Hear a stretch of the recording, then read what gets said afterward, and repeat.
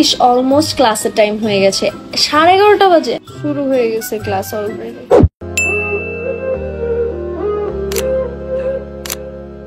আরে দোস্ত, তোর ফোনে তো লো ব্যাটারি, ফোন কি চার্জ দিয়ে আনিস নাই? কি, আমি তো বাসা থেকে বের হওয়ার সময় ফুল চার্জ দিয়ে আনছি। কালকে আমার শুটও আছে, এই ব্যাটারি ব্যাকআপ নিয়ে আমি কিভাবে সামলাবো বল?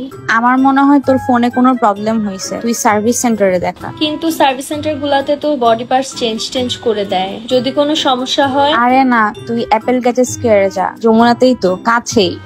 আচ্ছা ঠিক আছে, চল।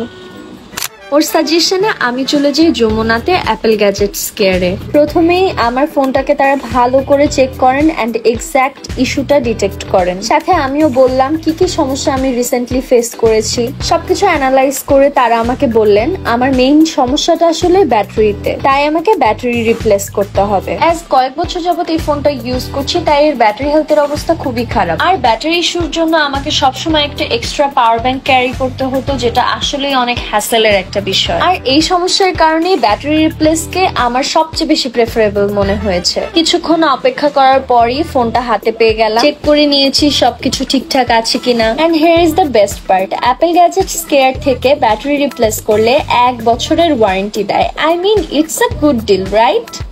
রিপেয়ারিং এর পরে আমি চলে যাই আমার ফ্রেন্ডদের সাথে গেট টুগেদার। প্রায় 4-5 ঘন্টা আমরা সবাই একসাথে টাইম স্পেন্ড করি। সবাই অনেক ছবি তুলেছি, ভিডিও করেছি। সবকিছু পরেও চার্জ ছিল 60%। Huge difference. Actual thanks goes to Apple gadgets care, because for them phone repair করে আউটিং এও জয়েন করতে পেরেছি, সাথে আমার ওয়ার্ক এন্ড মেমোরিজও ক্যাপচার করতে পেরেছি smoothly, hassle free. So it's highly recommendable. By.